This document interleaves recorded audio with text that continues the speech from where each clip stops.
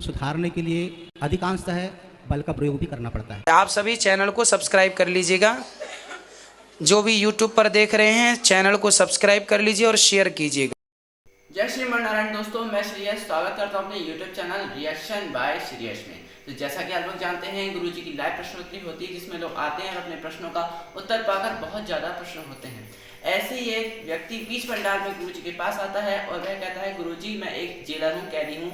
जब वहाँ पर कैदियों को सुधारने के लिए डंडे से सुधारा जाता है, मतलब उन्हें समझाया जाता है। लेकिन अगर हम डंडे जो हमें डंडा मारता है उसको हम बददुआ दें तो क्या ये बात सही है या गलत है? तो इस पर गुरुजी का क्या कहना है, ना ज़्यादा आपको समय लेते हुए स्टार्ट करते हैं आज का ये भक्ति में नया वीडियो।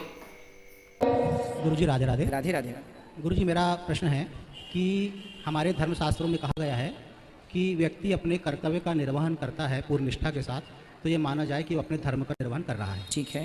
दूसरी चीज़ यह भी कहा गया है कि हर जीव में ईश्वर का वास होता है, किसी भी जीव को कष्ट नहीं पहुंचाना चाहिए। ठीक है। जैसा कि मेरा जॉब है कि मैं एक जेल का एक अधिकारी हूं और स्वाभाविक है कि जेल में कोई साधु सन्यासी तो आते नहीं हैं, सारे अपराधी आते हैं और हार्ड कोर क्रिमिनल आते हैं।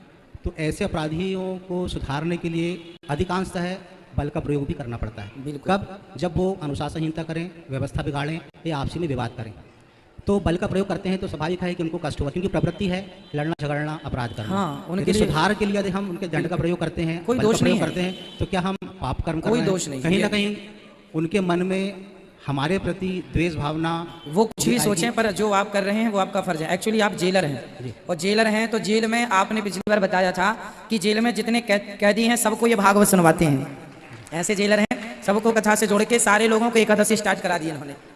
माताएं बहनें भाई जितने हैं एकादशी रहने लग गए और ये अपनी तरफ से सबको फलाहार, जेल में तो सरकार की तरफ से कोई फलाहार होता नहीं है, तो ये अपनी तरफ से फलाहार कराते हैं सबको। ऐसे जेलर होने चाहिए जो सबको धर्म से जोड़ दें। तो आप यदि आपको थोड़ा सा बल का प्रयोग करना पड़े, देखिए भाई बिन हो ही न प्रीत। राम जी भी समुद्र के सामने हाथ जोड़ के खड़े थे और जब नहीं माना समुद्र तो फिर राम जी ने जो अपना विकराल रूप रखा तो थर-थर कांपता हुआ गया। तो जब कोई साम दाम दंड भेद, चार बातें हैं हमारे सनातन में। साम समझाओ, भैया मान जाओ, साम दाम नहीं माने तो लालच दो, तुम्हें लड्डू देंगे, तुम्हें पेड़ा देंगे, मान जा, साम दाम नहीं माना दंड। अब फिर बातों से नहीं माने तो दो चार लातें जरूरी हैं जी। दो चार लातें जरूरी हैं, फिर क्या करोगे? तो वो जैसे जो माने। अब आप तो जेलर हैं तो कैदी सही आपने ठीक है, कोई साधु सन्यासी तो वहाँ आएगा नहीं, दुष्ट लोग ही आते हैं, तो फिर उनको थोड़ा सा दुष्टता से पेश आना पड़ेगा, क्योंकि उद्दंड तो है ही है ना वो। तो आप जो करेंगे आपकी जगह आप सही हैं, पर आपके हृदय में जो प्रेम है भगवान के लिए, जो करुणा है आपके अंदर, इसी से आपका कल्याण हो जाएगा।